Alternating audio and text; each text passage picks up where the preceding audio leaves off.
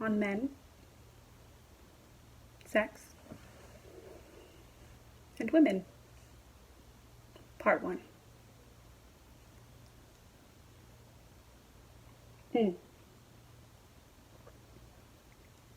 1979.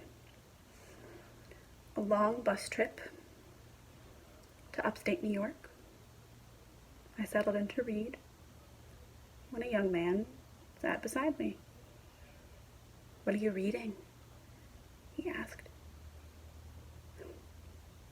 His voice broke into that miserable equivalent of vocal acne, not quite falsetto and not tenor either. I glanced aside view.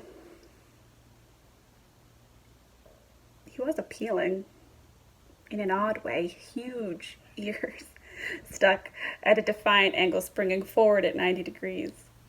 He must have been shaving because his face, with a peach sheen, was covered with nicks and styptic.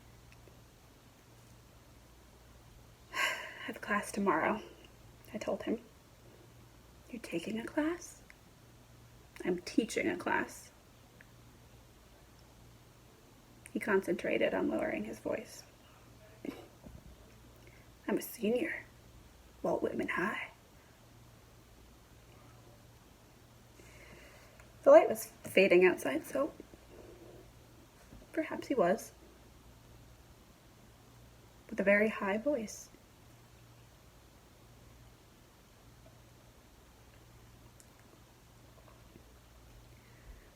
I felt his interest quicken. 5 steps ahead of the hopes in his head. I slowed down, waited, pretended surprise, acted at listening, all the while knowing we would get off the bus. He would just then seem to think to ask me to dinner. He would chivalrously insist on walking me home. He would continue to converse in the street until I would casually invite him up to my room. And I was only into the second moment of conversation, and I could see the whole evening before me. And dramaturgically speaking, after the faltering and slightly comical first act, there was the briefest of intermissions and an extremely forceful and capable and sustained second act.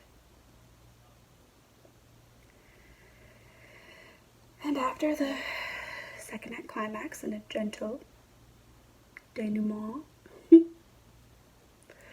before the post-play discussion, I lay on my back in the dark, and I thought about you, Uncle Peck. Oh. Oh. This is the allure. Being older. Being the first. Being the translator, the teacher, the epicure, the already jaded.